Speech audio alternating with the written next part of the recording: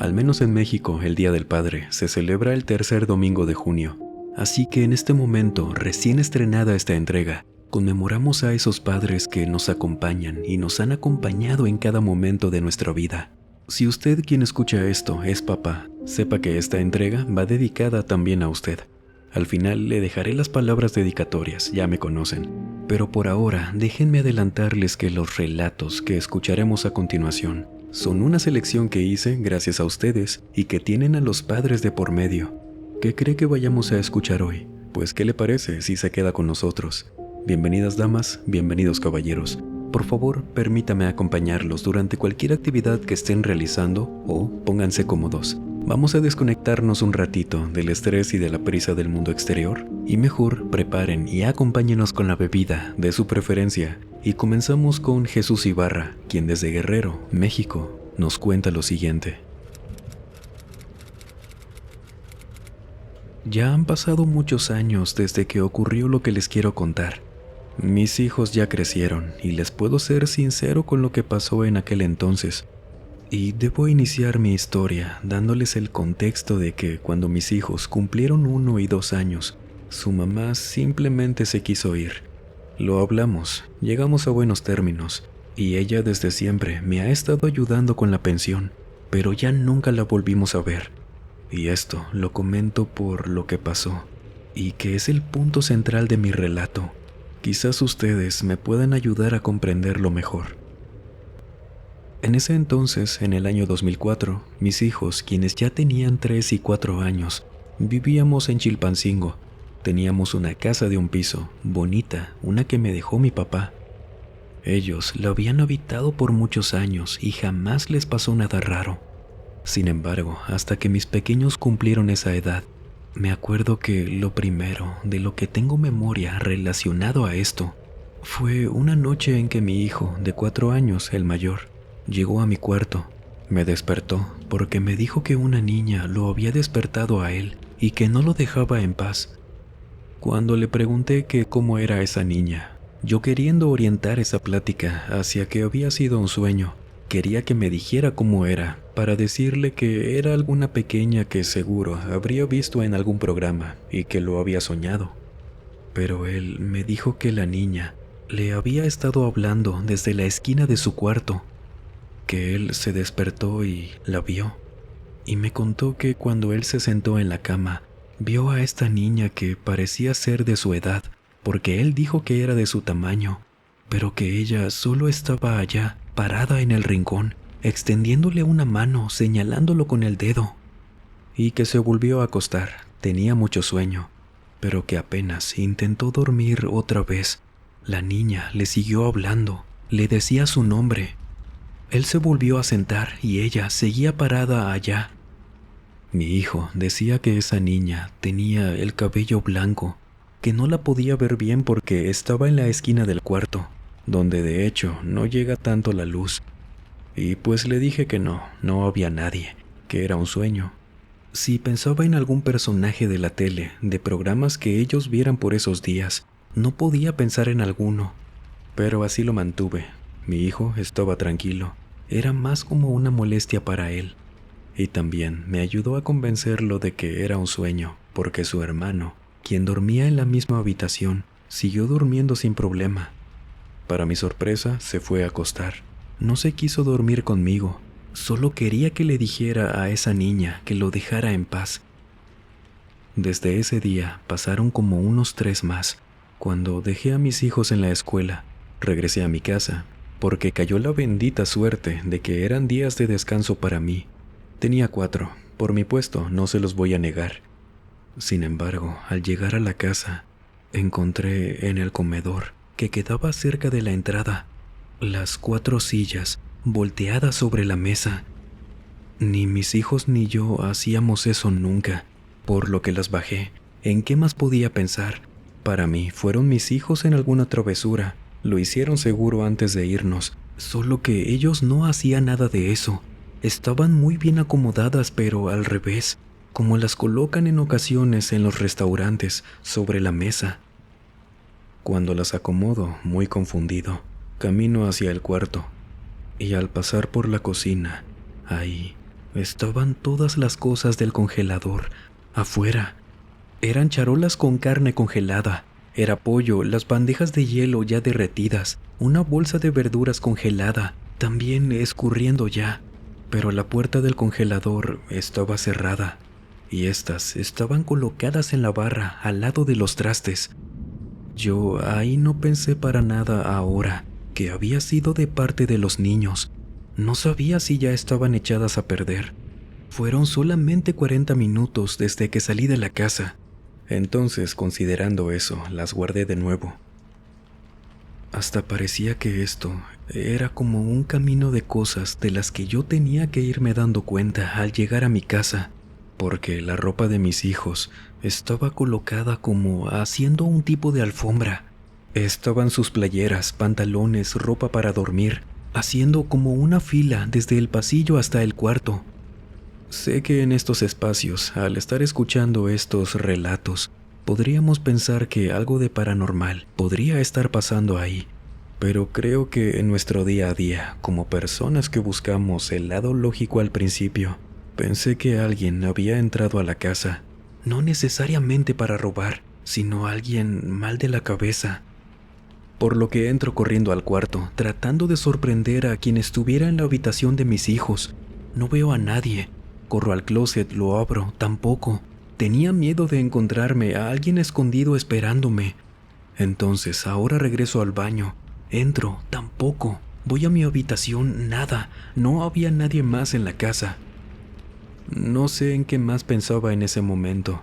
Ahora, pensar en algo lógico ya no era posible, porque fui a revisar mi cajón con objetos valiosos, algunos ahorros, unos relojes caros, y tampoco.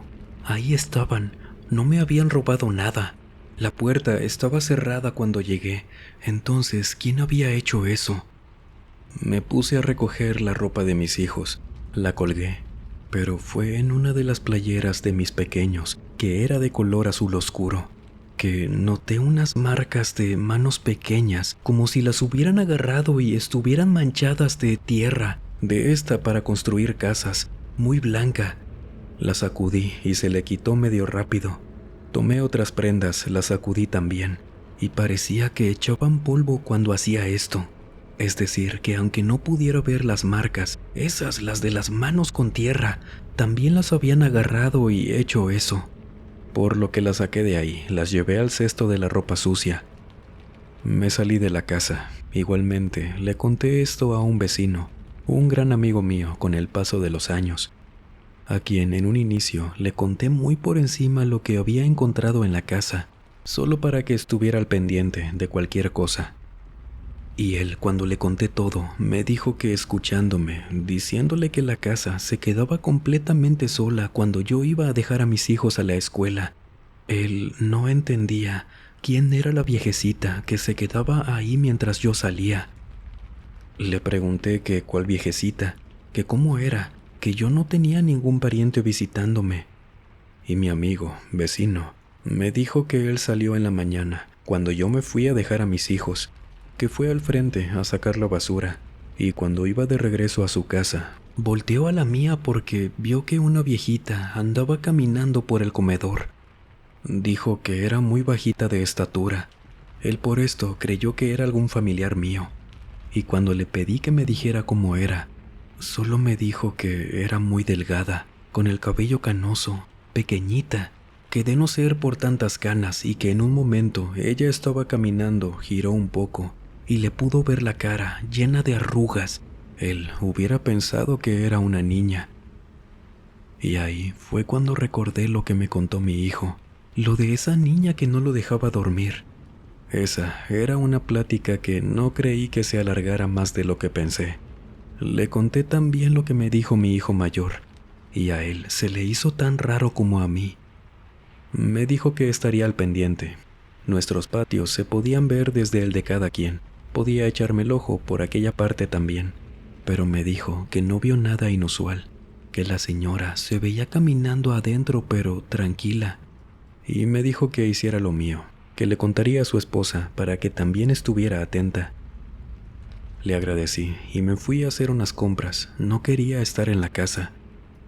Hice eso, pasaron las horas, y cuando regresé a la casa pasando a la escuela por mis hijos, nada más al estacionarnos afuera, mi vecino salió. Él tenía cara de preocupado. Luego también salió su esposa, quien siempre fue muy buena con mis hijos. Les dijo desde la puerta, sin dejarme comentar nada antes, que le ayudaran con algo en la cocina y les iba a dar un premio.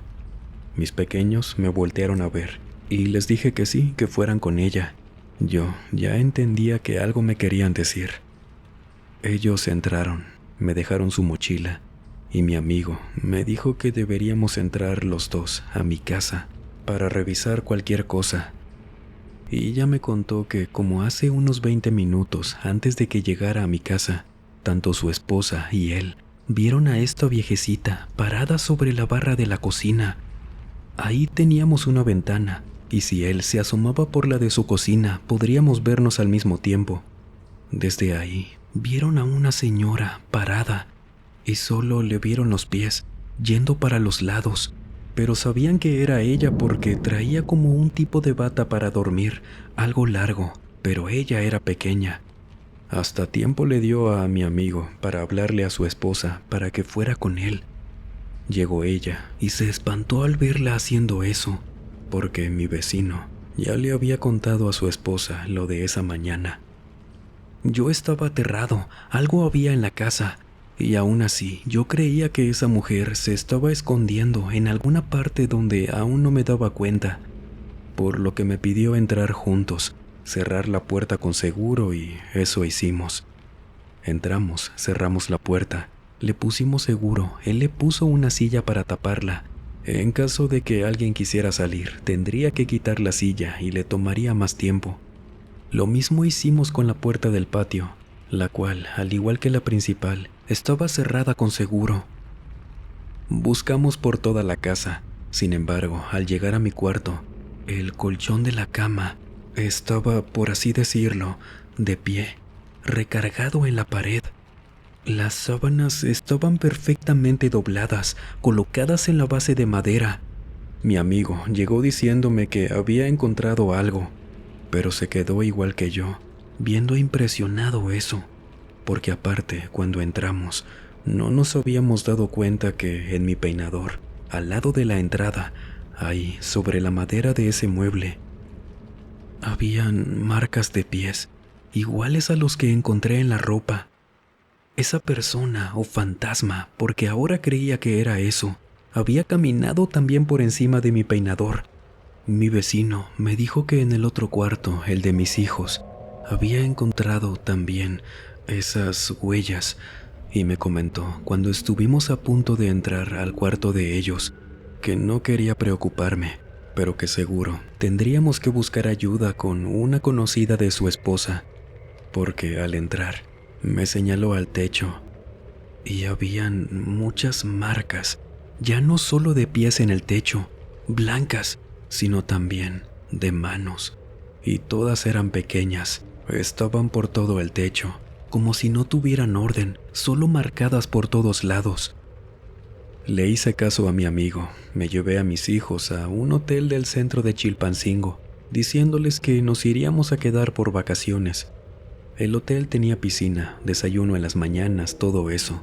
Entonces, con eso los distraje de que en la casa, por recomendación de mi amigo, le habíamos pedido a una conocida de la esposa de mi amigo que visitara la casa. Según ella, cuando era más joven, hacía limpias en casas, hasta exorcismos en casas llegó a hacer, a lo que les contó. Me reuní con ella la primera tarde que fue, mientras a mis hijos los dejé en el hotel con su tío, mi hermano, y pues la pasaron distraídos con él.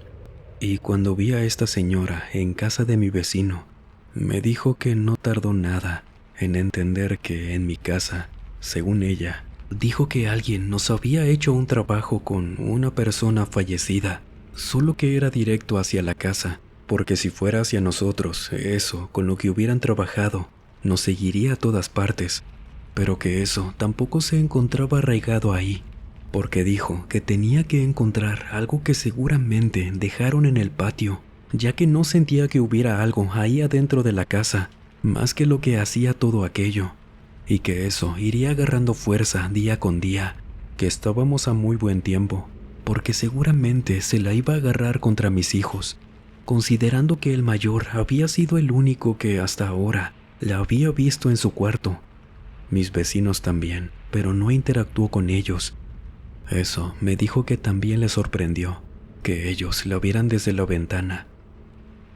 El trabajo que hizo la mujer fue de unos 3 días, en donde iba cada tarde, dejaba cosas encendidas, hacía oraciones. Me dijo que no me cobraría ni un peso, que si yo quería podía estar presente mientras ella hacía todo. Sin embargo, yo no quise. No quería estar tanto tiempo sin mis hijos, porque nos hospedamos siempre en ese hotel, en esos días. No quería que sospecharan con lo de la niña. En esos días que la señora fue, yo la esperé afuera, no quise entrar, y me dijo que las cosas siempre estaban desacomodadas, y que la mujer que estaba por ese trabajo en la casa había fallecido muy enojada, y que si no se había manifestado aún como ella esperaría de este tipo de trabajos, era porque aún no tenía tanto tiempo en la casa. Y después de muchas limpias que hizo, muchas misas, no sé qué más, una tarde me dijo que ya estaba lista, que no debería pasar nada más, pero que no pudo encontrar eso que ella creía sería como el conducto que propiciaba lo raro que ocurría en mi casa, pero que al menos quien sea que se estuviera apareciendo ahí ya no lo haría. Y cuando le pregunté que si podía saber quién había hecho eso, me dijo que primero tenía que encontrar lo que me decía, pero eso podía ser después, ya que de plano no encontramos nada, porque luego yo también busqué por todo el patio. Era todo de concreto, no podía ver nada enterrado.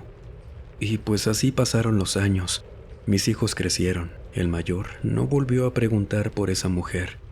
Sin embargo, hace un par de años, les conté la verdad de la razón por las que vacacionamos por unos días aquí en la ciudad, que los tuve que sacar por un tiempo en lo que limpiaban la casa de ese fantasma, o del trabajo de brujería que no sé quién lo hizo. Mi expareja sinceramente no lo creo. Ella sigue apoyándome con lo de la pensión, aunque es mi único referente de esto. Si alguien más opina distinto, sepa algo de esto, me ayudarían a comprender qué pudo haber pasado si dejaba que eso se quedara en mi casa. Ahora nos vamos con Enrique Cisneros, quien desde Oaxaca, México, nos cuenta su historia. Mi relato es muy corto, pero no se imaginan cuánto me impactó emocionalmente en ese tiempo. A pesar de la naturaleza de las cosas, lo hizo. Porque desde mi abuelo heredamos un puesto de tacos, aquí, en Oaxaca. Nos ponemos cerca del Parque Primavera, en las mañanas. Primero fue mi abuelo, luego mi padre. Él me enseñó a trabajarlo, a cocinar. Y luego estuve quedándome poco a poco con él. Mi papá ya iba de vez en cuando. Empezó a dedicarse a otros negocios, inversiones, y yo me encargué de ese puesto por completo, con el tiempo. Pero antes de llegar a ese punto, mi padre seguía yendo al puesto al menos 2 veces a la semana para ayudarme. Ya tenemos muchos años en esto, la gente nos conoce bien, desde mi abuelo hasta llegar a mí. Y pasa que un día por la mañana, luego de que en mi familia pasaron un montón de cosas, abro el puesto de tacos, me pongo a atender y llega un señor, un cliente. Era dueño de una imprenta a una calle. Me pide su orden, ya lo conocíamos desde hace años. Y al pagarme, me dijo que también me cobrara lo de una orden pendiente. Le pregunté que cuál, no lo tenía anotado, y él me dijo que una orden que mi papá le había fiado. Es decir, que le dio alguna orden de tacos y le dijo que luego se los pagara, cosa que hacíamos con los clientes que ya conocíamos de mucho tiempo. Y le dije que sí, que cuánto era. Ya me dijo que una orden completa, que había sido el lunes de esa semana que nos debía eso. Cuando el señor me dijo esto, le dije que no podía haber sido ese lunes, que si no se había confundido de puesto, cosa que se me haría rara. Y él me dijo que no, que mi padre le había fiado el lunes. Y ahí me quebré un poco por dentro. Traté de contenerme porque teníamos a gente comiendo en el puesto, pero yo quería llorar porque mi padre, 2 semanas atrás de eso, había fallecido por complicaciones en el riñón. No le dijimos a los clientes. De mis parientes iba solamente mi hermana, muy de vez en cuando, y yo me encargaba del puesto el resto de los días. Recordé que ese lunes había ido ella, pero no me dijo nada, no me comentó nada sobre eso. Mi papá no pudo haber ido en esos días. Antes de fallecer, ya tenía 3 días aparte, hospitalizado. Menos podía haber pasado eso. Pero cuando le comenté esto al señor, me dio el pésame. No sabía lo de mi papá. Y luego también se disculpó conmigo por eso. Me dijo que no quería ser inoportuno, imprudente, pero que él estaba completamente seguro que fue mi padre quien lo atendió, que a lo mejor mi papá, a pesar de haber partido antes, seguía trabajando ahí con nosotros. Yo conocía a este señor, jamás bromeó con nada así. Era un hombre muy noble siempre con nosotros. Entonces sabía que, a pesar de que eso era imposible, no me había mentido. Este señor y mi padre se llevaron excelente en vida, por lo que para mí ese fue el último regalo que le dejó papá, y así se despidió de él también. Dicen que el trabajo de un padre es uno en donde nunca se descansa, y hay ocasiones donde con sus testimonios entendemos que incluso luego de partir de este mundo, se sigue en este puesto el de ser padre. ¿O usted qué piensa? Coméntenos, y no olvide apoyarnos con su me gusta, comentando este video, compartiéndolo. Esto hace que la plataforma nos siga recomendando y por ello les agradezco una infinidad. Gracias.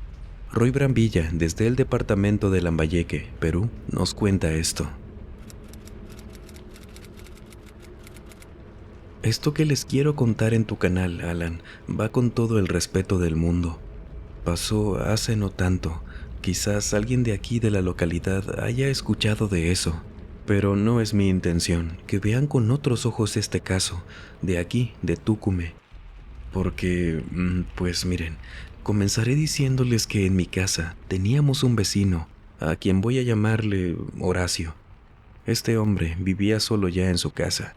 Sus hijos trabajaban fuera de la provincia y siempre tuvieron buena relación, pero se les complicaba mucho visitar a su padre. Eran 2 hijos de mi edad, una mujer y un hombre. De esto nos enteramos fácilmente porque mis papás eran muy amigos del señor, quien una tarde fue a nuestra casa a platicar con nosotros. Él nos contó que habían ido a visitarlo unos señores de parte del banco. Le dijeron que habían ido por un tema de una hipoteca que le debía mucho dinero al banco, una cosa muy revuelta de la que él no estaba ni enterado. Él no sabía nada de esto, porque con las visitas de estas personas empezó a asesorarse en cuanto a lo legal. Sus hijos fueron los que le dieron el contacto de un abogado, de ahí, de su empresa. Pero dijo que por más que empezaron a llevar el caso, estas personas no dejaban de ir a su casa y tenían el documento para embargarlo. Estas pláticas eran cada 2 o 3 días que iba para contárnoslo. Don Horacio nos dijo que se dieron cuenta de que alguien había usado su nombre, su identidad. Algo muy torcido le hicieron y sospechaban que seguramente sería alguien de parte del banco, por cosas que nos explicó que su abogado le dijo también. Cosas que yo no entendí, lo dijo usando tecnicismos que no recuerdo bien, pero que todo parecía ir a un tipo de movimiento raro para quedarse con esa casa. Se dieron cuenta seguramente, nos decía el señor, que él estaba muy enfermo, que nunca iban los hijos, y por eso querían aprovecharse de eso. Y pues así transcurrió una semana, en la que incluso mis papás fueron a ayudarle al señor con esos hombres que iban del banco. A los hijos no les dieron permiso de viajar por unos días para ayudarle a su padre, pero supuestamente el abogado estaría al tanto, ya que él sí era de la provincia. Iban llevando el caso, pero al mismo tiempo, a pesar de lo chueco que le hicieron al señor, con lo de su identidad, eso todavía no lo podían demostrar, y para el banco él era quien debía la casa. Era un tema muy estresante para el señor. Y una mañana, don Horacio fue hospitalizado de emergencia. Mis padres se dieron cuenta de que el señor no alcanzó a salir de su casa y el pobre hombre se quedó en el piso, en la puerta de su casa, que por suerte alcanzó a abrirla y por ello lo vieron.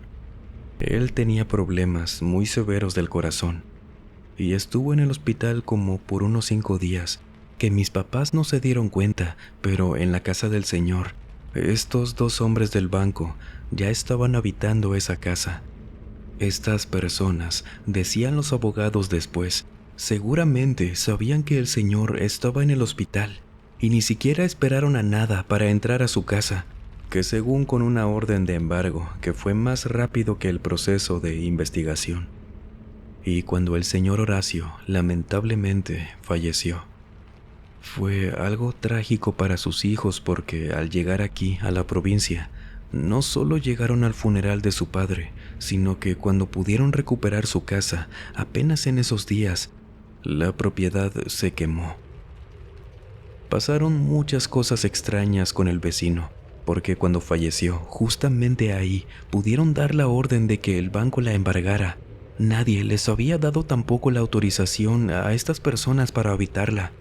Entonces se dieron cuenta de que ya estaban en proceso para comprarla, pero ya estaban ahí y ese mismo día se les incendió.